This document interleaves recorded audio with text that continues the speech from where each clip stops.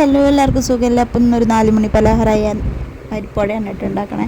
അപ്പോൾ കുറേ നേരം കുതിർത്ത് വെച്ചിട്ടുള്ള നമ്മുടെ കടലപ്പരിപ്പ് എന്ന് വെച്ചാൽ ഈ വടപ്പരിപ്പ് എന്നൊക്കെ പറയും. അത്, കറിവേപ്പില, ചുവന്നുള്ളി, ഇഞ്ചി, വറ്റൽമുളക്, പച്ചമുളക് ഇടാം കേട്ടോ. പച്ചമുളക് ഉണ്ടായിരുന്നില്ല. അപ്പോൾ ഇതെല്ലാം കൂടിയിട്ടാണ് നമ്മുടെ പരിപ്പോടേക്കുള്ള ആവശ്യമുള്ള സാധനങ്ങൾ കേട്ടോ. അപ്പോൾ നമ്മൾ കുതിർത്ത് വെച്ചിട്ടുള്ള പരിപ്പ് ഒന്ന് ചതച്ചെടുക്കുക. കുറച്ച് ചതയ്ക്കാണ്ട് ഞാൻ മാറ്റി വെച്ചിട്ടുണ്ടായിരുന്നു കേട്ടോ. ഇടയ്ക്ക് കടിക്കാനായിട്ട് കിട്ടണമല്ലോ പരിപ്പോടയിൽ. അപ്പോൾ ഞാൻ ഇത് ആദ്യമായിട്ട് ഉണ്ടാക്കണേ. എല്ലാ സാധനങ്ങളും കൂടി ഇട്ടിട്ട് കുറച്ച് ഉപ്പും കായം പൊടി ഇട്ടിട്ട് നന്നായി മിക്സ് ചെയ്യുക കേട്ടോ.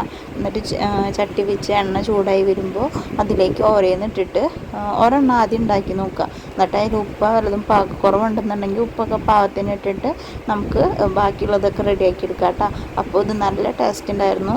ഞാൻ ആദ്യമായിട്ട് ട്രൈ ചെയ്യണം, പക്ഷേ ഭയങ്കരമായിട്ട് സക്സസ് ആയ ഒരു ഡിഷാണ് കേട്ടോ. അപ്പോൾ എല്ലാവരും ട്രൈ ചെയ്ത് നോക്കിയിട്ട് ഫീഡ്ബാക്ക് പറഞ്ഞോളൂ.